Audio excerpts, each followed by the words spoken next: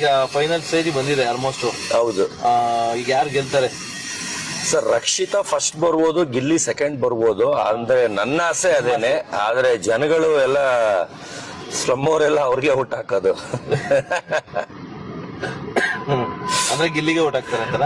ಅಲ್ಲ, ಇನ್ಯಾರ್ಗ ಆಗ್ತಾರೆ ಸರ್? ಎಲ್ಲ ಅವನ್ಗೆ ಫಿದಾ ಆಗ್ಬಿಟ್ಟವ್ರೆ. ರಕ್ಷಿತಾ ಹೆಸರು ಪಾಪ ಅವಳು ಅಷ್ಟು ಒಳ್ಳೆಯವಳು, ಅಂದ್ರೆ ಒಳ್ಳೆಯವ್ರಿಗೆ ಉಳಿಗಾಲ ಇಲ್ಲ, ಅವ್ರಿಗೆ ಅಲ್ಲಿ ಗೆಲ್ಸಲ್ಲ. ಯಾಕಂದ್ರೆ ಹಾರ್ಡ್ ವರ್ಕರು, ರಿಯಲ್ ಆಗಿ ಗೇಮ್ ಆಡಿರೋದು ರಕ್ಷಿತಾನೇ ಸರ್.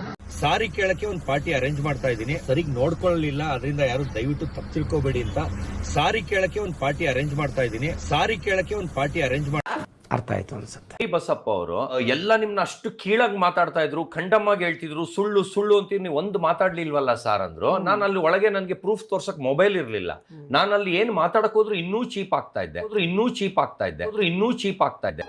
Congratulation brother. ಅವ್ರು ಹೇಳ್ತಾರೆ ಇಂಟರ್ನ್ಯಾಷನಲ್ ಲೆವೆಲ್ ಫೇಮಸ್ ನೀವು, ಅಲ್ಲಿ ಕಕ್ಕಸ್ ತೊಳಿತಾ ಇದ್ರಲ್ಲ ಸರ್, ಅಡಿಗೆ ಮನೇಲಿ ಪಾತ್ರೆ ತೊಳಿತಾ ಇದ್ರಲ್ಲ ಅಂತ ನನ್ಗೇನು ಅನ್ಸಲ್ಲಪ್ಪ.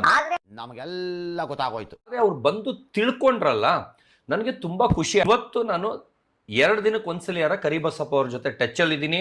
ಪಾರ್ಟಿಗೂ ಕರೆದಿದ್ದೀನಿ, ಫಂಕ್ಷನ್ಗೂ ಕರೆದಿದ್ದೀನಿ. ಆದ್ರೆ ಜೊತೆಲಿ ಅವ್ರನ್ನ ಮಾತ್ರ ಕರ್ಕ ಬರಬೇಡಿ ಅಂದೆ ಅವ್ರ ಪಾರ್ಟಿ. ಯಾಕಂದ್ರೆ ನನ್ನ ನಂಬುದವ್ರಿಗೆ ಮಾತ್ರ ನಾನು ವ್ಯಾಲ್ಯೂ ಕೊಡೋದು ಸರ್. ನನ್ನ